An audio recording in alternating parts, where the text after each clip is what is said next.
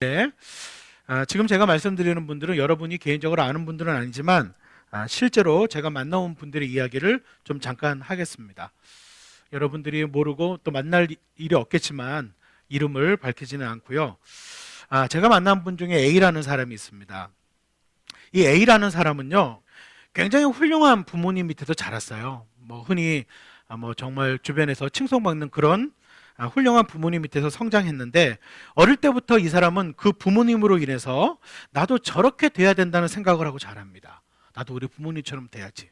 그런데 그런 훌륭한 부모에 못 미치는 자신 때문에 늘 자신감이 결여되어져서 살아요.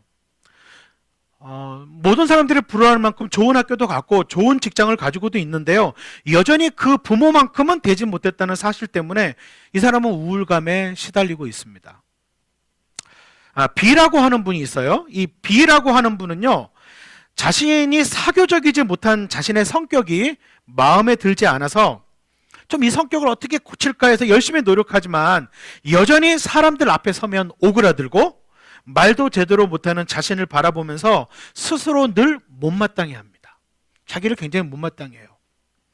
C라고 하는 사람은요, 형보다 늘 부족하다는 핀잔을 들으면서 자랐어요. 그래서 평생의 목표가 형이 이기는 거예요. 내가 우리 형보다는 내가 이겨야지. 그러나 40대 중반에 이른 지금도 그 형보다 여전히 못한 집에 살고 여전히 못한 직장에 월급을 받고 있는 것 때문에 늘 마음이 무거워요. D라고 하는 여자분이 있습니다. 이 D라고 하는 여자분은 자기가 잘하는 것이 하나도 없다고 생각해요. 다른 친구들은 음악이든 취미든 공부든 운동이든 정 안 되면 연애든 뭐든지 하나는 잘하는데 자신은 잘하는 게 하나도 없는 것 같아요. 자신이 무가치하다고 느끼고 나는 아무것도 잘하는 게 없는데 뭐든지 하나라도 잘하는 사람을 보면 부럽게 그지없죠. 그래서 나는 왜 이런가, 이런 우울감을 갖고 살아요. 실제 인물들입니다. 여러분, 이분들의 공통점이 뭔지 아세요? 이들의 공통점은요, 내가 되고 싶은 어떤 사람이 있는데 나는 그 사람이 되지 못한다는 거예요. 내가 그렇지 못하다는 것입니다. 그렇기 때문에 마음이 불편해요. 우울해요. 점점 불행해져요. 어떤 때는 화도 납니다. 실제로 세상에 많은 사람들은 자기가 되고 싶은 어떤 모양의 사람이 있어요. 그렇게 되고 싶어요. 근데 나는 그 사람과 같지 않아요. 그래서 늘 그런 사람이 되지 못하기 때문에 스스로 괴로워하고 화도 나고 그러다가 어느 날에는 체념해 버리죠. 그러면서 살아갑니다. 저는 오늘 이런 모습을 환상 속에 비친다라고 부르고 싶어요. 자기가 될 수 없는 어떤 사람이 되고 싶어하는 욕망이에요. 절대 될 수 없어요. 다르기 때문에. 그러나 어떤 이유에서든지 그런 사람이 되고 싶습니다. 그 욕망이 여전히 남아있고 그것 때문에 살아갑니다. 성경에서 아마 이런 대표적인 사람이 구약 이스라엘의 초대 왕이었던 누구죠? 사울이 아니었을까 싶어요. 사울이라는 사람이 구약의 이스라엘의 초대 왕이었는데, 우리는 오늘 이 사울을 살펴보면서 사울 속에 나타난 이런 환상의 모습을 살펴보고 어떻게 하면 이런 환상에서 벗어날 수 있을지 함께 살펴보려고 합니다. 사울은 말씀드린 것처럼 이스라엘의 초대 왕이었어요. 그런데 이 사람을 왕으로 옹립할 때에, 이 사람이 왕이 될 때에 이 사람을 세운 사람이 사무엘이라고 하는 당시의 선지자였어요. 당시의 이스라엘은, 구약의 이스라엘은 일종의 신앙 공동체였기 때문에 그 당시에는 이런 선지자가 하나님의 뜻을 따라서 왕을 세울 권한이 있었습니다. 그때 이제 백성들을 모아놓고요, 사무엘이 사울을 왕으로 세우기 위해서 백성들 앞에서 사무엘이 사울을 소개하는 겁니다. 그런데 사무엘상 10장 24절에 사무엘이 뭐라고 소개합니까? 사무엘이 이렇게 소개하죠. 주님께서, 사무엘상 10장 24절에 보면 주님께서 뽑으신 이 사람을 보아라, 보아라. 온 백성 가운데 이만한 인물이 없다. 그러자 온 백성이 환호성을 지르며 임금님 만세! 하고 외쳤다. 이렇게 기록하고 있어요. 여기 사울이라는 인물을 한번 보세요. 이렇게 괜찮은 사람, 이렇게 훌륭한 외모가 이스라엘에 없어요.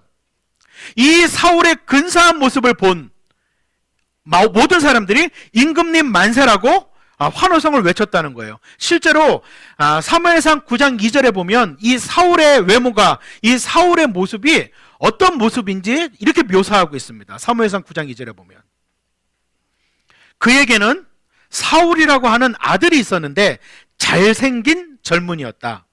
이스라엘 사람들 가운데 어떻게 해요? 그보다 더 잘생긴 사람이 없었고, 그죠? 마치 여러분을 얘기하는 것 같지 않으세요? 그죠? 그보다 더 잘생긴 사람이 없었고 뿐만이 아닙니다. 이 사람은 앉은 키도 커요. 키도 보통 사람들보다 어깨 위만큼은 더 컸다.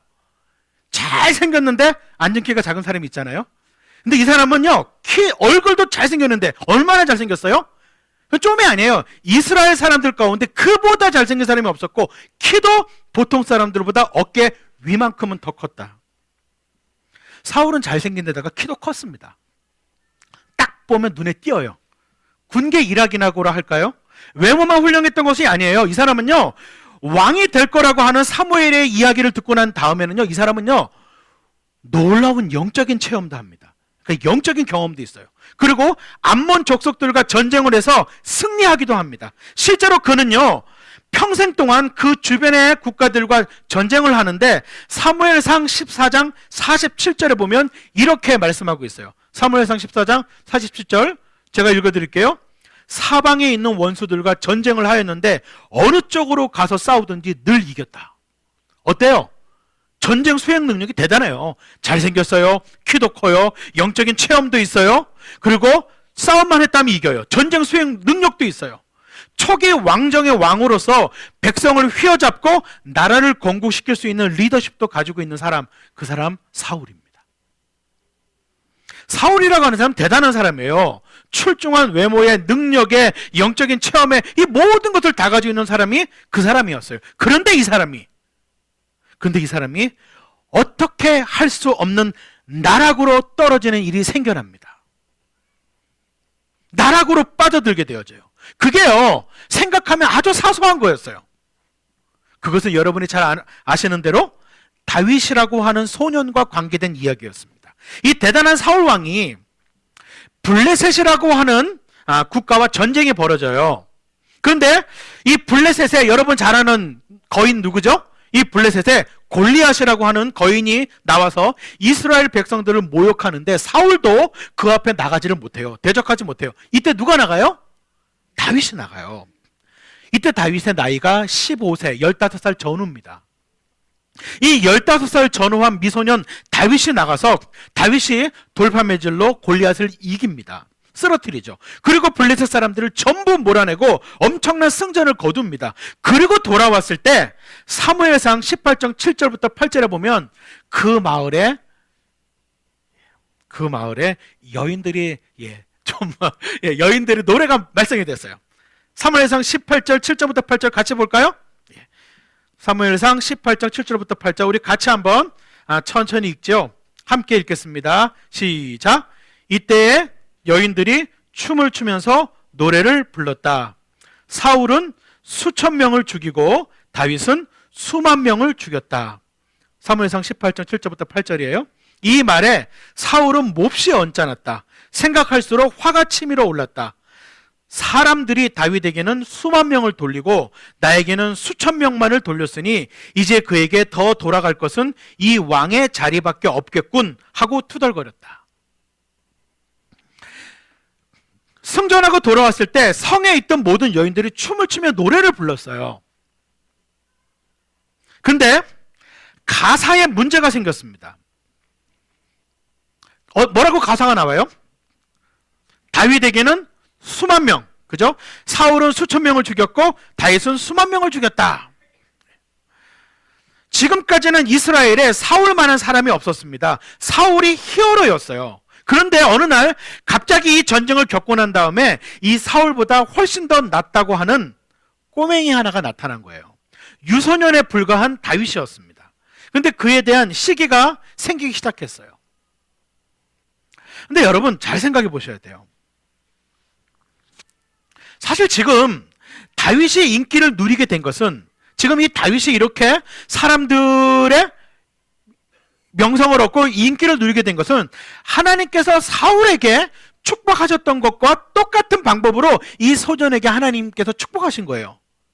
그러니까 실제로 이것은 사울도 경험한 일이고 사울 자신도 받은 축복이에요. 사울도 이런 놀라운 걸 경험했고요. 사울도 이런 축복을 받았어요. 근데 사울은 그거를 보지 못합니다.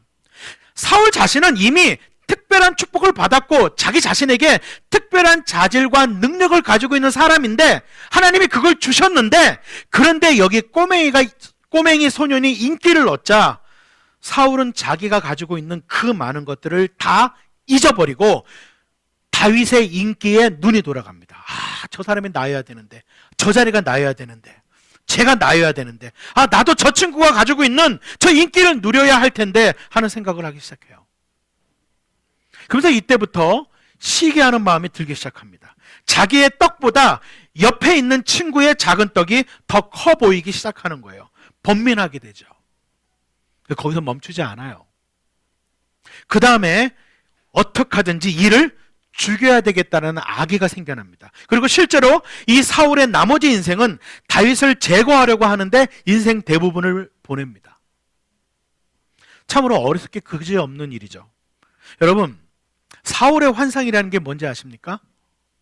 사울의 환상은 이런 겁니다. 그것은요, 사울의 환상은 자기가 가지고 있는 축복, 나의 나됨, 자기의 자기됨, 원래 자기가 가지고 있는 많은 자질들, 자기가 정말 될 수 있는 어떤 모습, 그것이 될 수 있는 우리가 이미 내면적으로 가지고 있는 나의 것들을 중요하게 생각하지 않고 자기가 될 수 없는 어떤 사람이 되고 싶은 것, 그 사람이 더 인기 있어 보이고 더 좋아 보이고 더 멋있어 보이는 환상에 빠져서 내가 아닌 어떤 다른 인간이 되려고 하는 것, 그게 사울의 환상이에요.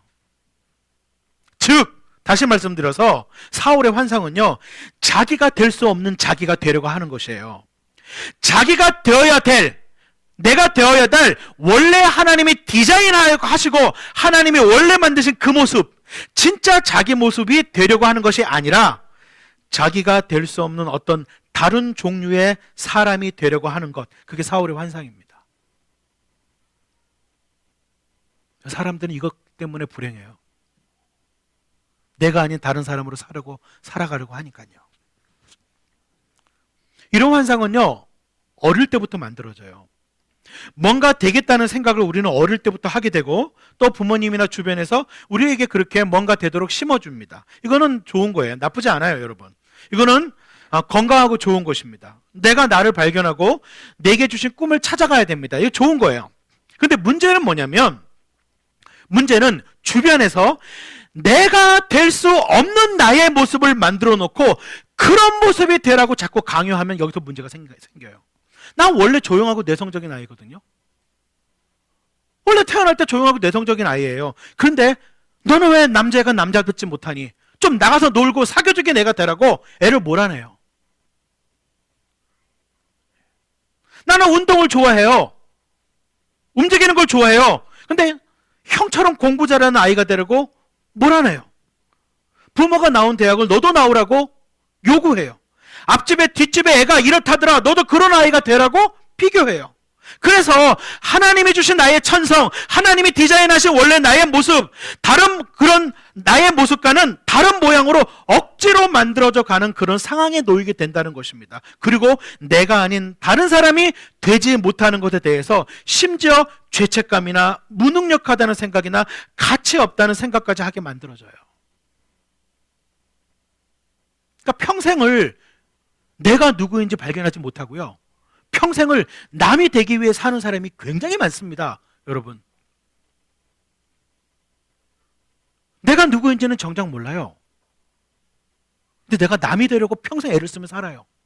그리고 그 사람이 되지 못하는 나, 저 사람처럼 되지 못하는 나, 저 사람이 가지고 있는 것을 가지고 있지 못한 나에 대해서 끊임없이 자신에 대해서 죄책감이나 무능력함이나 심지어는 가치 없다는 생각까지 하는 것이죠. 우리는요, 부모님뿐만이 아니라 친구, 주변의 사람들, 책, 영화 이런 것들을 통해서 어떤 꿈을 갖게 돼요.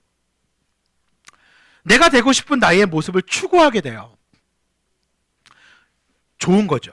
좋은 겁니다, 여러분. 그런 꿈이 없이 어떻게 살겠어요? 좋은 겁니다. 근데 문제는 자기가 될 수 없는 자기가 되려고 하는 데 있어요. 자기 속에 그러한 기질이 없어요. 그러한 성격이 아니고요. 그러한 특징과 그러한 장점이 내 속에 없는데 그런 사람이 되려고 하는 것입니다. 그래서 그 모습을 갖기 위해서 온갖 애를 쓰지만 그게 잘 안 돼요. 그런 모습이 만들어지지 않아요. 그럼 어떤 사람은 자책을 합니다. 나는 왜 이럴까? 왜 딴 사람은 다 하는데 나는 못할까? 자기를 막 자책해요. 나는 그 사람이 아닌데. 왜 난 남들 앞에서 말을 잘하지 못할까? 나는 말을 잘하는 사람이 아니고 듣는 걸 잘하는 사람인데. 왜 난 저 사람처럼 말하지 못할까? 저 사람은 나처럼 못 듣는다고요. 자기 말하는 거 좋아하지. 나는 왜 무대 체질이 아닐까? 저 사람은 원래가 무대 체질이에요. 나는 무대 뒤에서 조율하는 사람이고요. 나는 무대에 올라가면 저 사람처럼 못할까? 난 무대 체질이 아니거든요. 근데 자책을 한다고요. 왜 이럴까? 왜 딴 사람 다 하는데 나는 못할까? 자기를 막 자책해요. 조금 지나게 되면 불만이 생기기 시작해요. 나 자신에 대해서 심지어는 학대까지 합니다. 가치가 없어 너는. 도대체 그것도 너는 못하는 놈이 뭘 하겠어? 쟤 봐라. 저 사람 좀 봐라. 좀 저렇게 되어야지. 어떤 사람들은 나중에는 반대로 체념해요.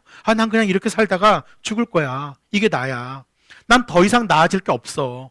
이런 체념하는 상태를 갖게 됩니다. 여러분, 자기 학대나 자기 체념, 이건 모두 다 자기 환상의 또 다른 얼굴이에요. 많은 사람들이 이런 생각 속에 사로잡혀 있기 때문에 그들의 인생은 자신이 될 수 없는 사람이 되려고 애를 쓰면서 시간을 낭비하다가 결국 자신이 원래 가지고 있는 것들도 살려내지 못하고 사장시켜 버린 상태에서 인생이 이것도 저것도 아닌 모습으로 살아가면서 항상 자신에 대해 불만족스럽게 느끼면서 살아가는 그런 환상, 이게 사울의 환상입니다. 여러분들도 혹시 이런 것과 비슷한 어떤 비슷한 것들이 혹시 있으신지 모르겠습니다. 그런데요, 여러분, 한번 사울을 좀 볼까요? 사울이 이런 환상을 갖게 된 원인이 어디에 있을까? 왜 사울은 자기가 가지고 있는 그 많은 것들을 귀하게 여기지 못하고 자기에게 없는 것이 되려고 애를 쓰다가 저렇게 인생을 망쳤을까? 사울의 인생에서 굉장히 중요한 몇 가지를 발견합니다. 그 중에 한 가지가 사무엘상 10장 22절이에요. 사무엘상 10장 22절에 어떤 일이 일어나냐면 제가 좀 설명을 해드릴게요. 사울이 왕이 될 때에 사울을 왕으로 세워준 선지자가 누구라고요? 사무엘. 이 사무엘이 사무엘상 10장 22절에 보면 이제 백성들 앞에서 사울을 왕으로 세우는데 사건이 하나 일어나요. 그때 많은 백성들이 모여 있고 사무엘이 딱 나타나가지고 이제 왕이 누구인지 내가 얘기해 주겠습니다. 자, 사울을 소개합니다. 이렇게 하는데 근데 사울이 어떻게 해요? 없어졌어요. 사울을 소개합니다. 근데 사울이 없어졌어요. 어디가 있었죠? 짐짝 사이에 가서 숨어 있었어요. 이 키 큰 친구가 짐짝에 숨어 있었어요. 이 당시에 잘 보세요. 이 당시에 사울은 왕이 될 거라고 하는 사무엘의 얘기를 이미 들었고요. 영적인 하나님께서 나와 함께 하신다는 영적인 체험도 이미 했고요. 암몬 족속과 전쟁을 해서 승리하는 일도 있었고요. 이미 많은 경험을 했어요. 이미. 자기 자신한테 그런 잠재력이 있다는 것을 이미 알고 있어요. 실제로. 그런데 사무엘이 왕으로 세우려고 했을 때 도망가서 숨었어요. 이게 뭘 의미하는 걸까요? 겸손이에요? 수줍음이에요? 아닙니다. 이것은 사울은 자신을 왕으로 세우시려는 하나님을 진짜로 믿지 않았어요.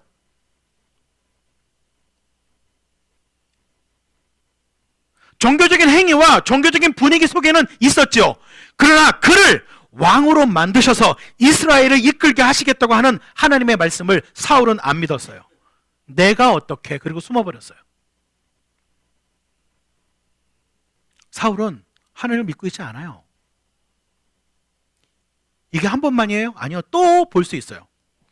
또 다른 장면에서 이걸 또 봅니다. 사무엘상 13장을 보면 블레셋이라는 나라와 또 다른 전쟁을 합니다. 그러니까 다윗이 출연하는 전쟁 말고 블레셋과 다시 또 다른 전쟁을 하는 장면이 나오는데 이때도 이스라엘이 막 몰렸어요. 그리고 아주 위험한 상태가 되어서 막 그냥 이스라엘이 막 몰려가지고 군인들이 숨고 도망가고 이런 상황이 되었어요. 그러니까 사울이 그때 무슨 생각을 하느냐면 사울이 이런 생각을 합니다. 막 군인들이 도망가고 숨고 막 완전히 우리가 위기에 몰리니까 하나님께 제사를 드리면 좋겠다.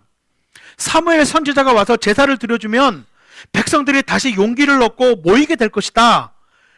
그런데 사무엘이 아주 오지를 않아요. 그러니까 다급해진 사울이 어떻게 합니까?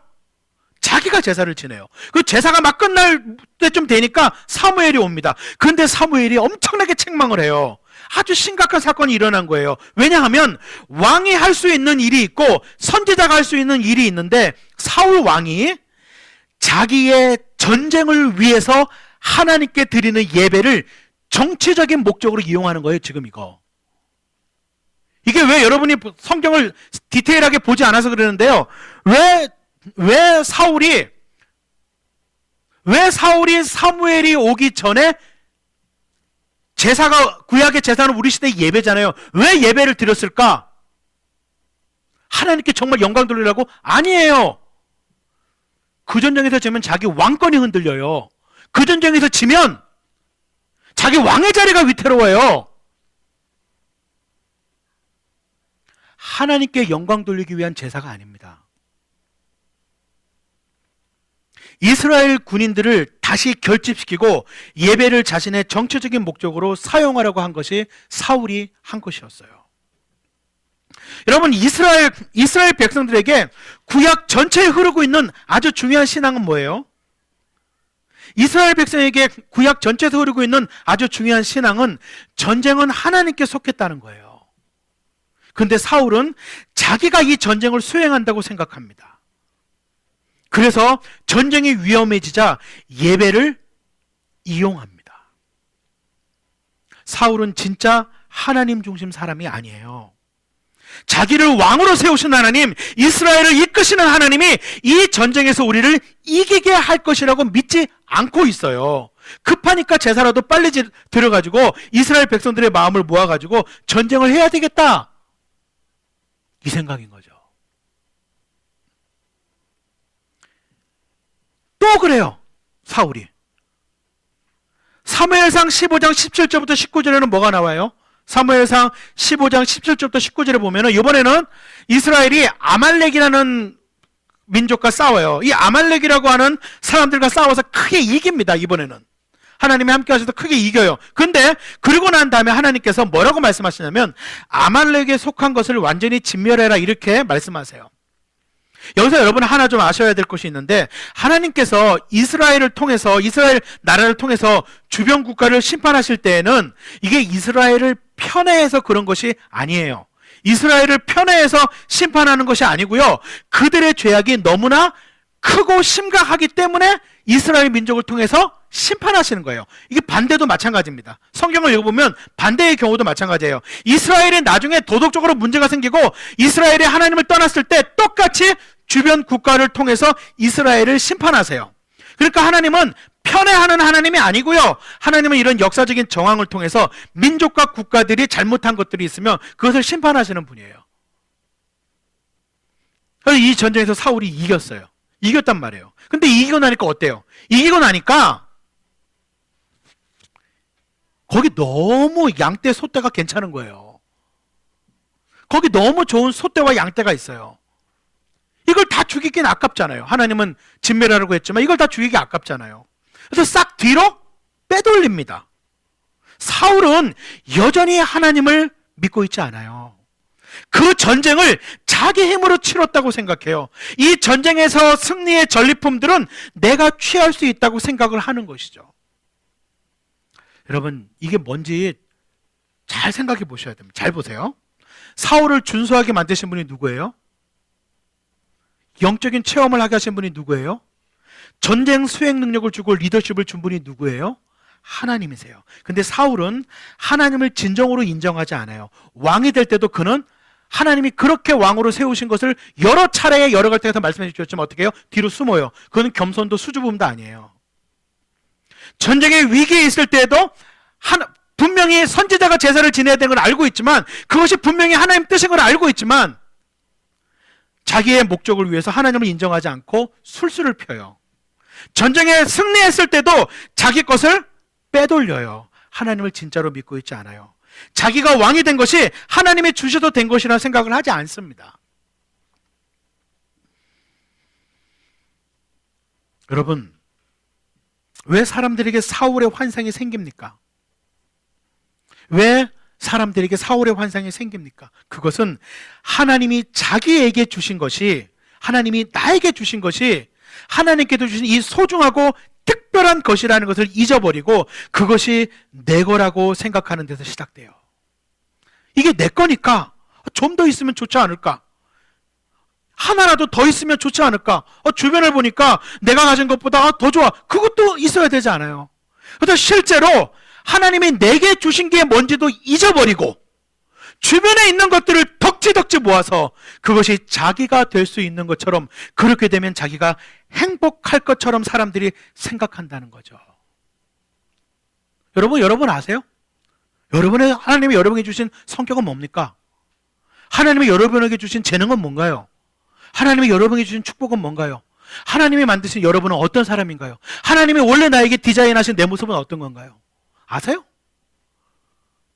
하나님이 내게 주신 장점, 하나님이 내게 주신 성격, 하나님이 내게 주신 천성, 하나님이 내게 주신 내면의 자질들, 하나님이 내게 주신 내 모습, 하나님이 원래 만드신 나의 모습, 이거는 몰라요. 이거는 모르니까 어때요?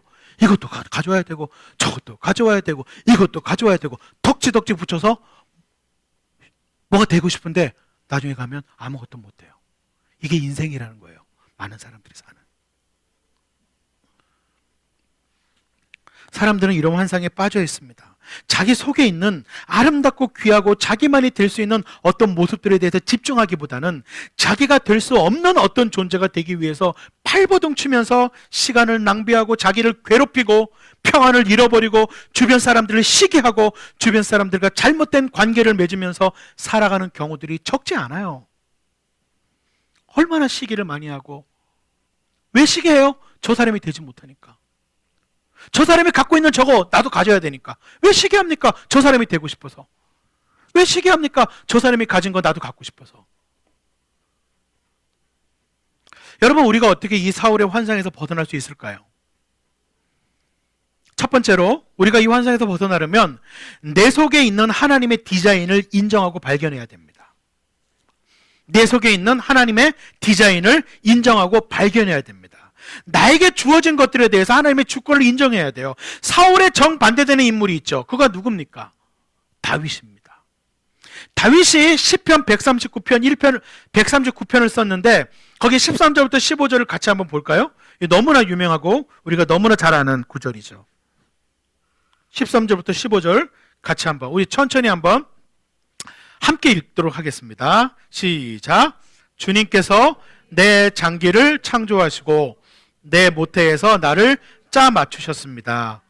내가 이렇게 빚어진 것이 오묘하고 주님께서 하신 일이 놀라워 이 모든 일로 내가 주님께 감사를 드립니다. 내 영혼은 이 사실을 너무도 잘합니다. 은밀한 곳에서 나를 지으셨고 땅속 깊은 곳 같은 저 모태에서 나를 조립하셨으니 내 뼈 하나하나도 주님 앞에서는 숨길 수 없습니다. 아멘. 이게 개역개정이나 개역성경에는 참 좋은 말로 표현되어 있죠. 신묘막측한 존재로. 여러분, 다윗은 자기가 만들어진 걸 보니까 내 장기를 만드신 하나님이 속까지 다 만드시고 나를 모태에서 짜맞추셨고, 이 짜맞추셨다는 건 직조했다는 거거든요.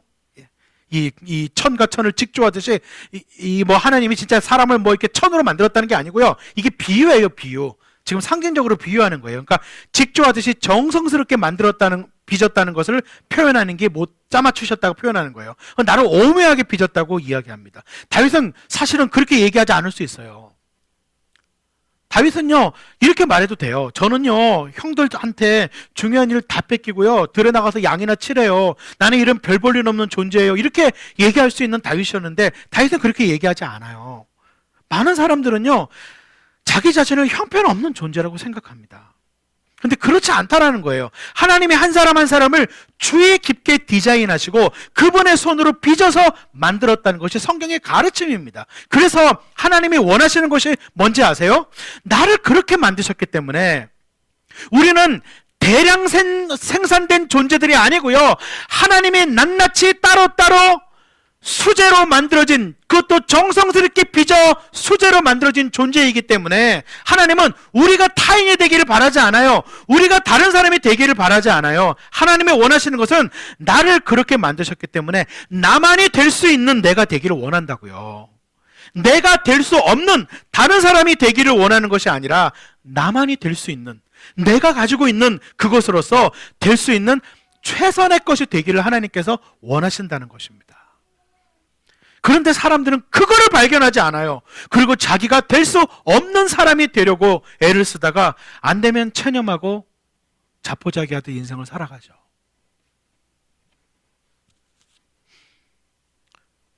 여러분, 그렇다면 나만이 될 수 있는 내가 되기 위해서 나를 어떻게 발견합니까?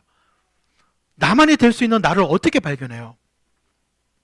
그것은요 인간관계를 통해서 통한 자기 성찰 속에서 나를 알 수 있어요. 인간관계를 하면서 나를 자꾸 돌아보는 거예요. 사람들과의 만남 속에서 내가 누구인지 점점 알아가게 되는 거예요. 아, 나는 다른 사람이 뭔가를 계획하면 그것을 잘 따라서 협조하는 사람이구나.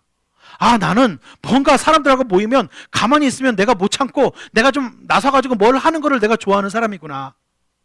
아, 나는 무대에 올라가면 신기하게 능력을 발휘하는 무대 체질이구나. 아, 나는 무대 뒤에서 조용히 전체를 움직여가는 걸 좋아하는 사람이구나.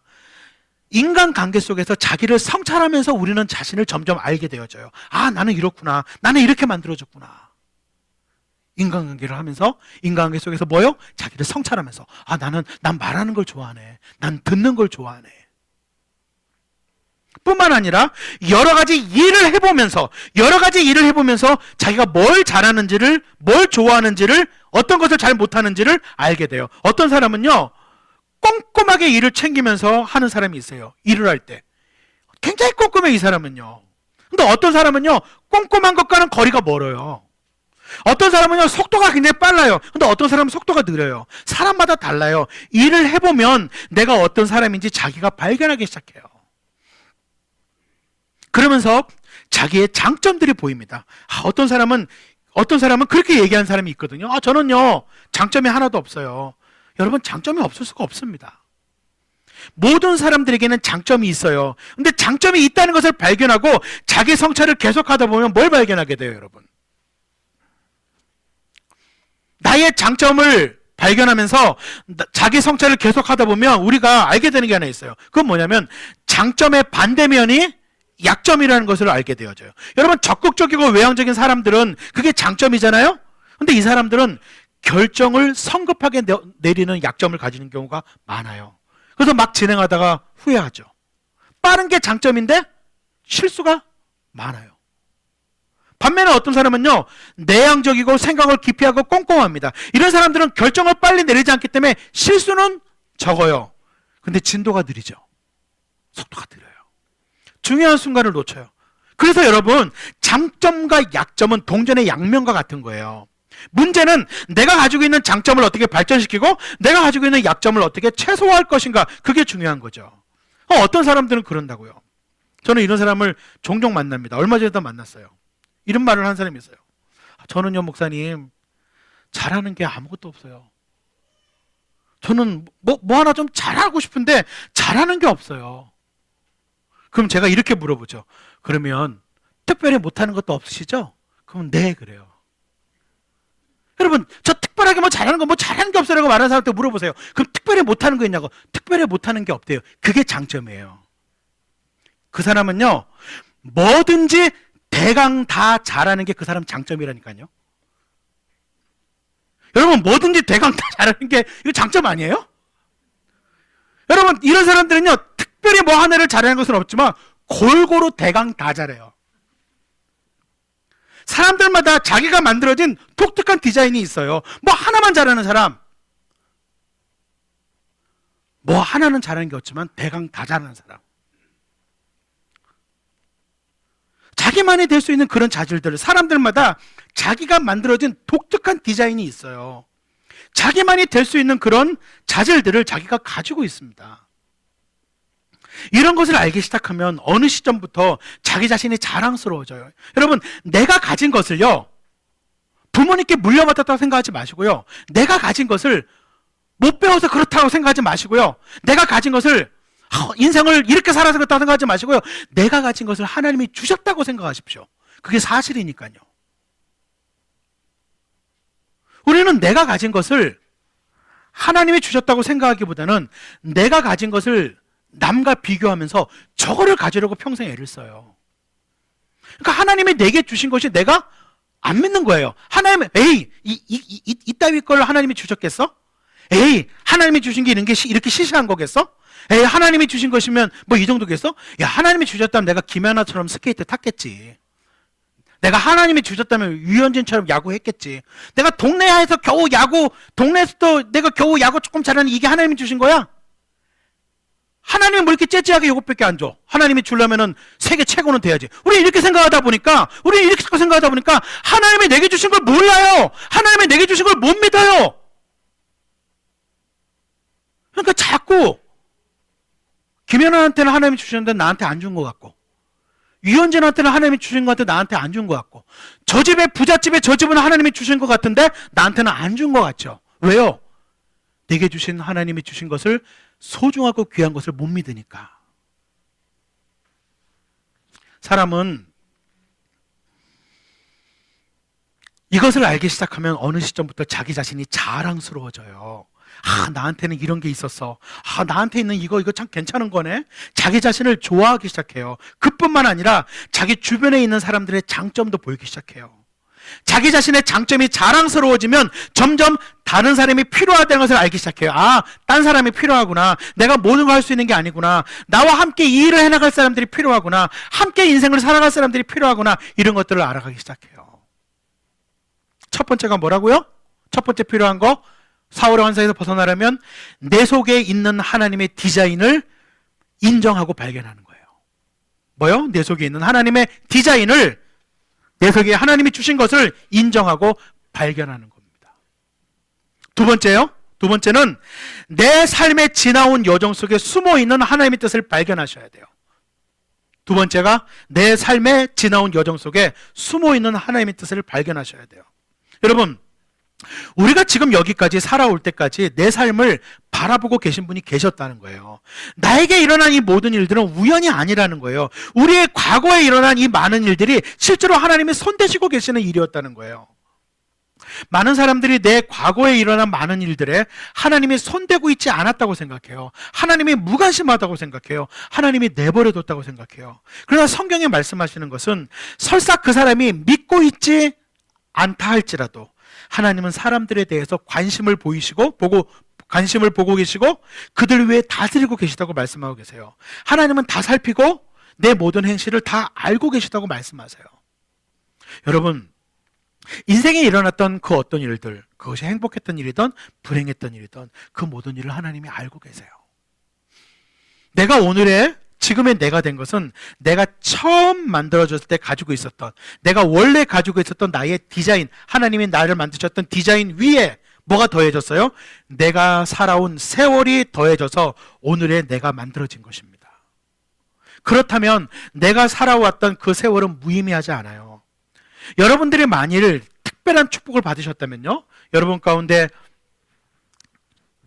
내가 원래 가지고 있는 것들과 내가 인생을 통해서 내가 특별한 축복을 받으셨다면 그것은 하나님께서 뜻을 가지고 여러분에게 주신 거예요. 여러분들이 혹 다른 사람보다 뭐 더 가진 거 있으세요? 뭐 꼭 물질적인 거든 물질적인 것이 아니라도 돼요. 정신적인 거든 지적인 것이든 문화적인 것이든 여러분이 뭔가 다른 사람들보다 더 가진 것이 있어요? 그것은요, 우연히 가진 게 아니고 하나님이 주신 것입니다. 여러분들이 많은 축복을 가지고 계신다면 그걸 나누셔야 됩니다. 그것이 무엇이 되었던 많이 가지고 계신다면 부담을 좀 가지셔야 돼요. 아, 이거 나 혼자 쓰면 안 되는구나. 이거를 발견하게 됩니다. 반대로 여러분들이 만약에 인생을 통해서 어려움을 겪었다면 그 어려움이 여러분의 인생에서 무엇을 의미하는지 세월이 지나면서 아시게 돼요. 우리 인생에 당하는 어려움들은 그 당하는 동안은 너무나 고통스럽기 때문에 그것이 없었으면 합니다. 저도 그래요. 그러나 그것이 지나고 나면 그래서 그랬구나 하는 부분들이 이해가 되기 시작합니다. 여러분들 가운데 혹시 고통 가운데 계신 분들이 있으신가요? 그러면 그것을 당장 해석하려고 애를 쓰지 마십시오. 세월이 지나가도록 기다리십시오. 지나가고 나면 그래서 그랬구나 알게 되는 경우가 대부분입니다. 우리가 당장 그 뜻을 알 수 없는 것들이 많아요. 그러나 그것을 지나놓고 나니까 내가 다른 사람이 되어 있는 경우가 많습니다. 삶의 고통은 우리를 다른 사람을 만들어요. 고통을 통해 우리는 강해지고 다듬어지고 하나님을 알게 되어지고 성숙해 되어지고 다른 사람의 입장과 다른 사람의 고난을 돌아볼 수 있는 사람이 되어가요. 우리에게 겪는 어려움이 있다면 그 어려움을 잘 지나가십시오. 그리고 나면 여러분들은 다른 사람이 우리는 되어 있을 것입니다. 그렇구나. 하나님이 손을 얹고 계셨구나 하는 때가 옵니다.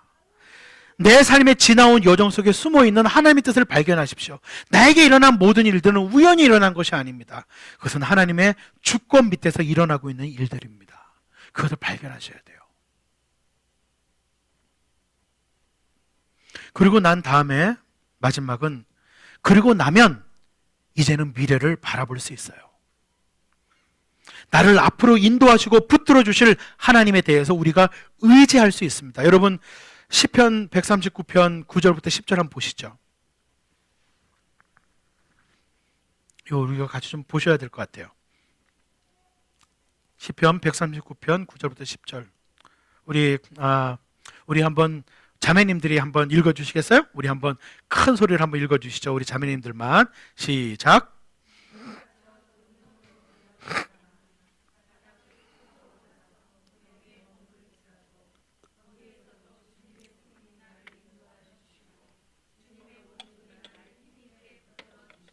아멘. 여기 잘 보세요. 여러분, 세상에 많은 사람들은요, 허상을 붙잡고도 미래를 꿈꿉니다. 허상을 붙잡고도 미래를 꺾어요. 미래를 꿈꿔요.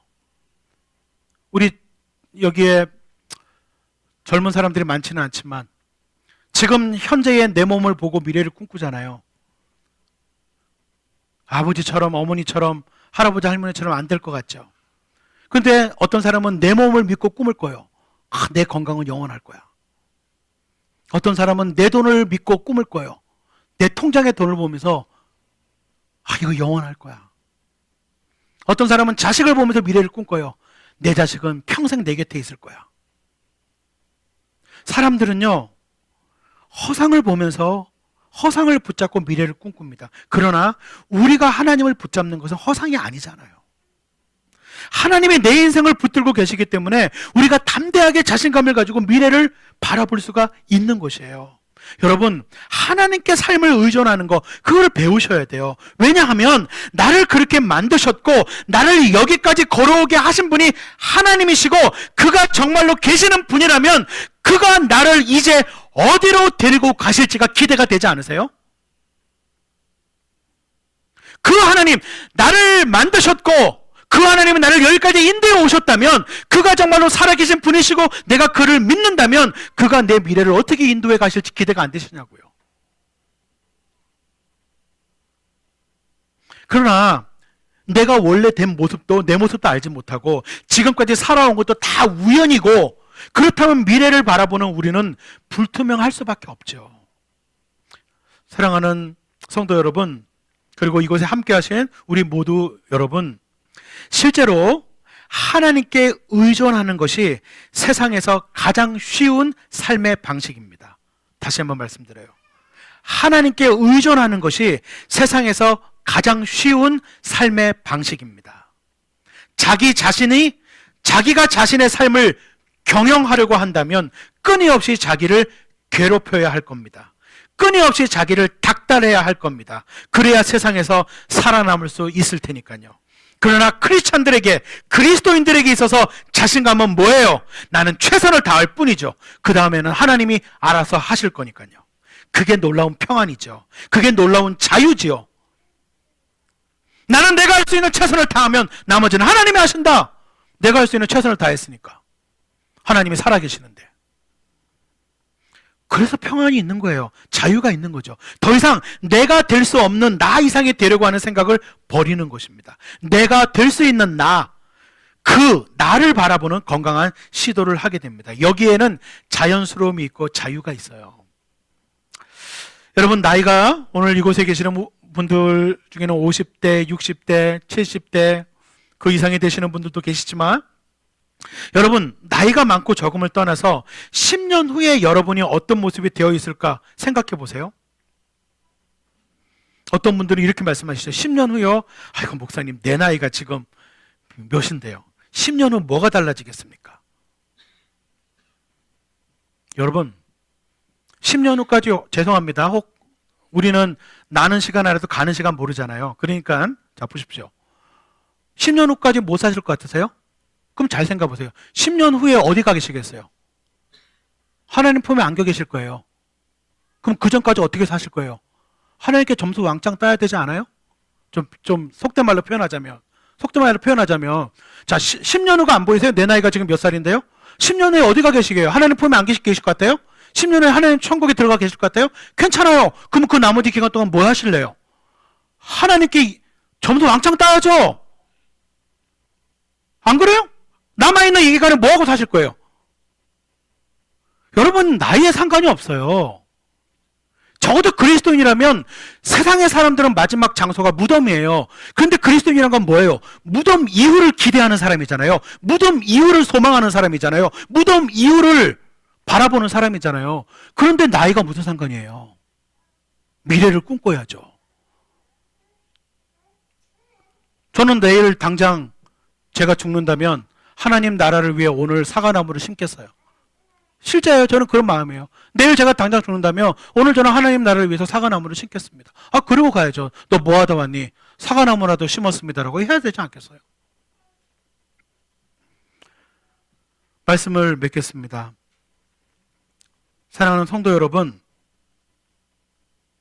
하나님을 정말 믿고 있는 분들은 체념하지 않아요. 나이가 어디에 이르렀든지 미래에 대한 기대가 있어요. 나를 독특하게 만드셨고 지금까지 나를 인도해 오신 하나님이 왜 10년 뒤에 나를 똑같은 모습으로 살아가도록 내버려 두시겠어요? 사울의 환상에서 벗어나십시오. 사울의 환상에서 벗어나십시오. 사울의 환상을 벗어버리는 훈련은 우리 모든 사람들에게 주시는 훈련입니다. 평생 가야 될 훈련입니다. 저는 저와 여러분들이 지금부터라도 사울의 환상을 벗어나는 훈련, 하나님이 만들어주신 내가 되어야 될 그 나를 찾아서 인생의 순례길을 오늘부터라도 함께 걸어갈 수 있기를 간절히 소망합니다. 함께 기도하겠습니다.